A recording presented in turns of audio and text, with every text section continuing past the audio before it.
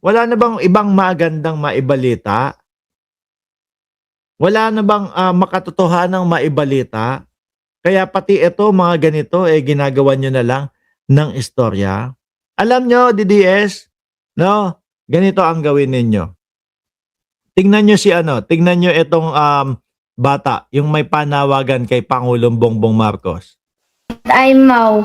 I walked out of my graduation today at Caloocan Elementary School to submit a petition at the office of Sangguniang Panlungsod versus a kagawad of our town, Barangay Caloocan. I will be praying and walking 14 kilometers with Ano sagot ni Pangulong Bongbong Marcos? 'No, "Magpapadala ako ng mga kapulisan, 'no, para masamahan ka." Dito po sa bata na ito mga bossing. my ate Camille. See, I am a Redeemer kid. I have 28 brothers and sisters at Redeemer Homeless Mission, a Christian non-profit dedicated to lifting homeless children and families.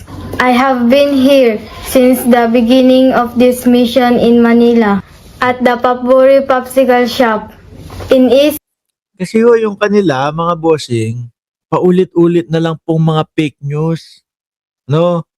Walang mga pumupuri sa kanila, walang mga kung ano-anong mga, nagsasabing magaganda yung mga ginagawa nila. Panay na lang ho fake news. Kaya ang ginagawa nila, mag-iimbento. Baka sakaling may maniwala sa kanila. Gano'n na lang po 'yun, mga kababayan. Paulit-ulit na lang po na gano'n. Siguro, tatagal ho 'yan hanggang 2028 hangga't hindi nila naiuupo ang Vice Presidente para sa pagkapangulo. 'Di ho ba? Oh, ngayon mga boss, ano ba 'to? Eto, isa pa din ito, 'no? Madaming mga nagsasabi, naku si Martin Romualdez kasama diyan sa mga pagnanakaw na 'yan. Alam niyo ho mga kababayan, na simple lang ho, eh. Labas ang ebidensya, tapos 'yan. Hmm, labas ang ebidensya, tapos 'yan. Pangit naman ho kasi mga boss chipamo sir kung yung sinasabi mo, hindi ka naniniwala doon sa 18 marites. Tapos kapagka yung ganito, sasabihin mo, si Martin Romualdez kasama sa magnanakaw. Ang gulo. 'Di po ba? Lalo na kung ang sinasabi, mga boss chipamo sir, nung mga nag-iimbestiga, ICI, Senate Blue Ribbon Committee, na walang ebidensya na maipakita kay Romualdez na nagkamal ng pera o nagnakaw ng pera doon sa mga flood control. Di ba?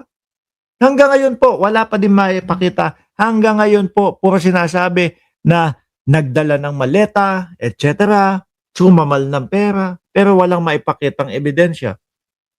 Paninira lang po iyon. Sa panahon ho ngayon, 2026, no? Napaka-importante nung malinaw na ebidensya. Baka po ako, pag napakitaan ninyo ng ebidensya dito kay Romualdez, baka po isa ako sa babanat dyan. Pero kung puro ngaw-ngaw lang, walang ipinapakitang malinaw na ebidensya, abay ga, guba kayo. Para magbintang. Sabi ni Shiro Kansaki, mga DDS lang naman ang nagtuturo kay Congressman Romualdez. Biruin nyo si Chis Escudero. Di ba? Sumampa yan sa podium doon sa Senate. Sinasabi niya paulit-ulit na Martin Romualdez, ganito, ganyan. Pero ni isang ebidensya, wala pong nailatag o wala pong naipakita mga kababayan. Paano ba naman yun? Di ba? Pwede ba yun na basta bintangan na lang ng bintangan? Di wala pong pinagkaiba yung mga nagbibintang doon sa Kela Gutesa tsaka doon sa 18 marites. Double standard ang tawag ho doon. Hindi ka naniniwala doon kay Gutesa at sa 18 marites. Tapos ang style mo bintangan lang din. Di ba? Ayan two house. Representative Bax Lacson, no evidence linking Romualdez to flood control Mes, sabi sabi ni Abner Payungay, pukin ng ina naman yung ano na yan, apelido na yan.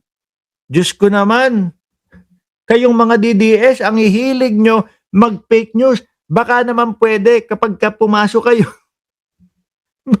baka naman pagka pwede, pag pumasok kayo dito sa channel ko, pekein nyo na din yung apelido ninyo.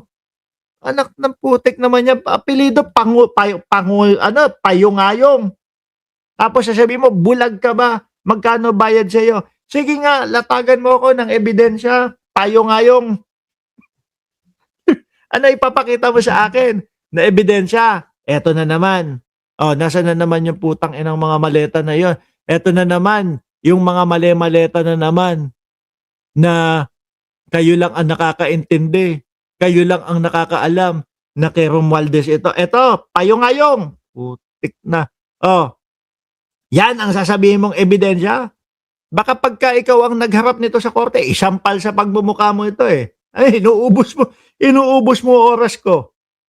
Baka sabihin sa iyo ng judge, at sira ba ulo mo? Nasaan dyan yung sinasabi mo? Sige nga, nasaan yung ebidensya? Payong-ayong. Mga DDS, ganito. Pag pumasok kayo dito sa channel natin, no? Pekein nyo na din yung apelido ninyo. Ang babantot ng mga apelido ninyo eh. Di ba? Dati nakalimutan ko na yung mga apelido. Merong mga apelido kung ano-ano. Ito naman, payong-ayong naman po ang papasok ngayon. Tapos sasabi, bulag ka ba? Ito. Dinuldul ko na yung mata ko dito eh. Di ba, Champi Tuti, hinagilap ko na, dinulo ko na hanggang doon sa dulo. Wala akong nakita na Romualdez dito. Wala akong nakitang Marcos dito. Kayo, kukutusan ko kayo. Mga utu-utu kayo eh. Ha? Karamihan sa mga DDS, kapag miski ganyan lang, yung ipakita nyo, okay na yun. Ano na yun? Ebidensya na pa sa kanila to. Di ba? Mga boss, kayo na magpaintindi dyan sa mga DDS. Matutulog na ako. Maraming salamat and God bless po sa inyong lahat. Ang payong-ayong yung apelido na yan. Diyos ko naman.